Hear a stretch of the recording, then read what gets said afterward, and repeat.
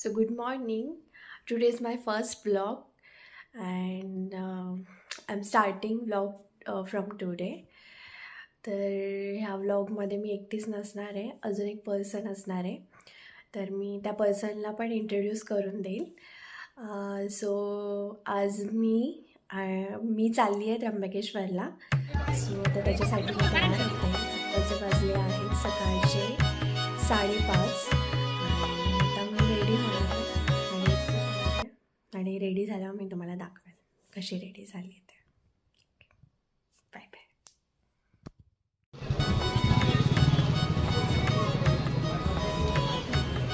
तर हे मार्केट आहे त्र्यंबकेश्वरमधलं.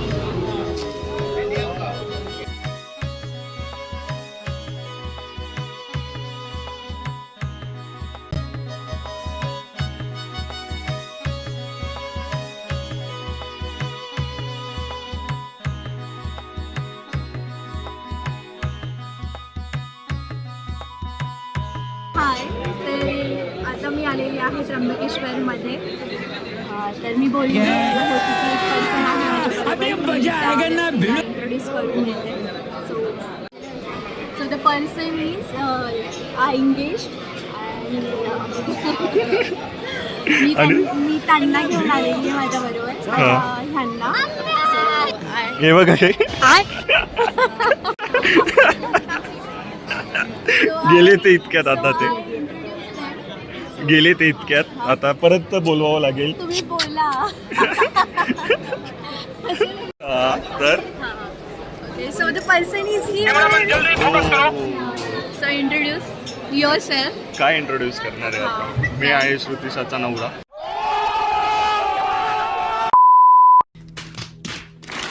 Thank you so much for welcoming in your blog. छान वाटतंय मला.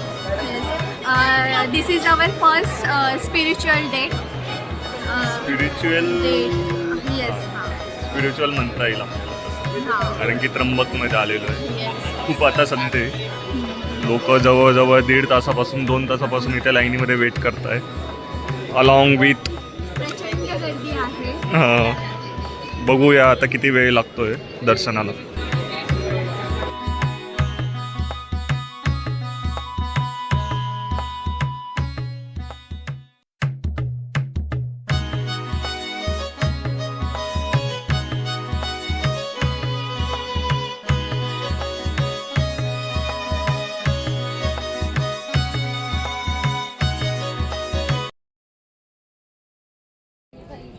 कसं वाटतंय दर्शन करून? खूप छान वाटतंय. आपली फर्स्ट स्पिरिच्युअल डेट होती. एकदम छान वाटतंय मला.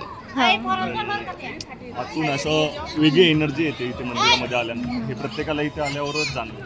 कदाचित ह्या व्हिडिओ थ्रू किंवा ह्या ब्लॉग थ्रू आपण नाही सांगू शकतो की कसं वाटतं, काय एनर्जी. पण प्रत्येकाने इथे एकदा तरी व्हिजिट करायचं असं मला वाटतं. येस. छान वाटतं. सो फायनली आमचं दर्शन झालेलं आहे. तर त्र्यंबकेश्वराची स्टोरी अशी आहे की ब्रह्मगिरी पर्वतावर एकेकाळी गौतम ऋषी राहत होते. त्यांचं तिथे आश्रम होतं आणि त्यावेळेस त्यांच्याकडनं गोहत्या झाली होती आणि त्या गोहत्येचं पातकातून त्यांना मुक्तता मिळवण्यासाठी त्यांनी घोर तपश्चर्या केली आणि त्यावेळेस त्यांना महादेव प्रकट झाले होते. आणि त्यावेळेस महादेवांनी त्रिमूर्ती प्रकट झालेले आणि तेव्हापासून इथे त्र्यंबकेश्वराचं मंदिर ज्योतिर्लिंग म्हणून आहे.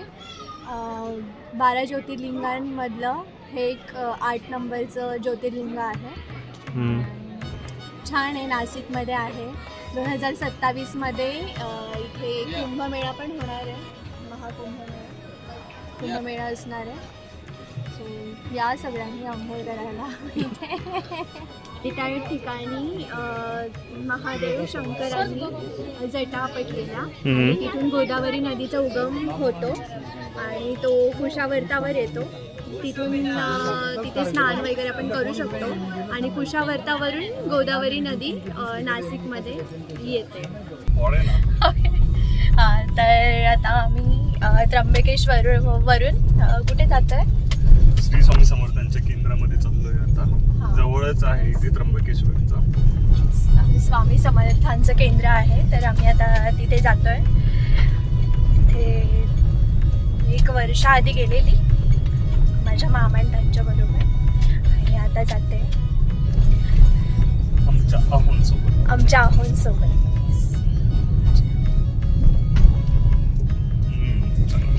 चलो आम्ही आलोय आता श्री स्वामी समर्थांच्या केंद्रामध्ये. अतिशय सुंदर असं केंद्र आहे इथलं. खूप साऱ्या गोष्टी आपल्या जवळ असतात, पण आपल्याला त्या गोष्टींची व्हॅल्यू नसते. जेव्हा आम्हाला इथे आल्यावर कळालं, कारण की खूप दुरून दुरून लोक आलेले, वेगवेगळ्या स्टेटमधून पण आलेले, काही फॉरेनचे पण आम्हाला लोक दिसलेले इथे. तर हेच असं वाटतात की काही गोष्टी आपल्याजवळ खूप मौल्यवान गोष्टी असतात, पण आपण त्या कधी बघत नाही किंवा त्या व्हॅल्यू करत नाही. तर इथं आल्यावर खूप छान वाटलं. इथे आता प्रोहिबिटेड एरिया आहे, कदाचित व्हिडिओ नाही घेऊ शकणार आम्ही, तर इथेच क्लोज करूया.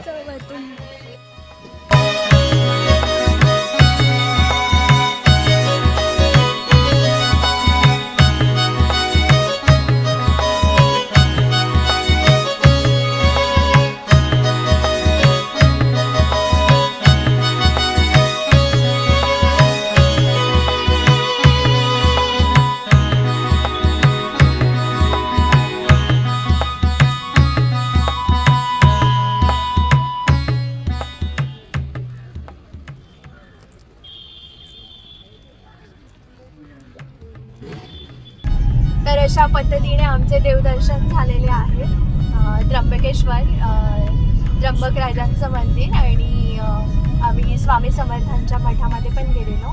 आम्ही तिथले व्हिडिओज नाही दाखवू शकलो, कारण की तिथे रेस्ट्रिक्शन्स होते, तर नाही करू शकलो. So yeah, this is our spiritual date and here. Thank you for watching our vlog. Yes. And bearing us for that much of time. Yes. Do like, Bye. share and subscribe Yes. to our channel. आणि आम्ही See असेच you in vlogs. next vlog. Yes, आणि आम्ही असेच vlogs घेऊन